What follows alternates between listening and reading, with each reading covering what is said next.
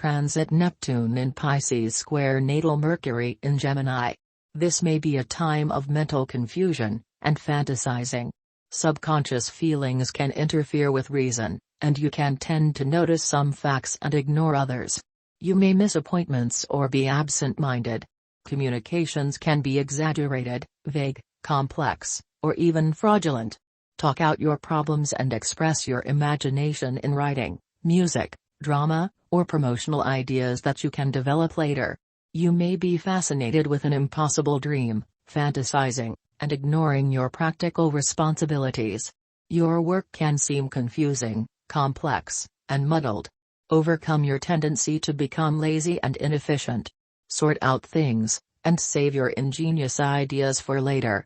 This is a period when you have a feeling that everything is disintegrating, nothing makes sense and everything is cloudy. Don't give in to this feeling, for always there must be a solution. You could be lied to and be disappointed. Accept the fact that you have no control over the situation. Keep your communications as clear as possible to avoid unnecessary misunderstandings. Things are not as hopeless as they seem to you now. The transit of Neptune square to your natal Mercury signifies hazy communications. Your mental qualities are being tested and it's very difficult to communicate on the same page with others. Unclear ideas and confused thoughts can produce problems in your life at this time. If you lie or misrepresent yourself now, others would likely find out. You should avoid making big decisions about your life or career because you may not be thinking clearly enough to consider all points. For the same reason, be very careful in business transactions, and buying or selling anything during this period. You may be dealing with someone dishonest. This transit stimulates the tendency to unreal fantasies and obsessing with strange ideas. You're now more prone to experiment with mystical or religious ideas. There can be nervous problems, and, if you have any predisposition to nervous disorders or some nerve palsy, it can coincide with this time.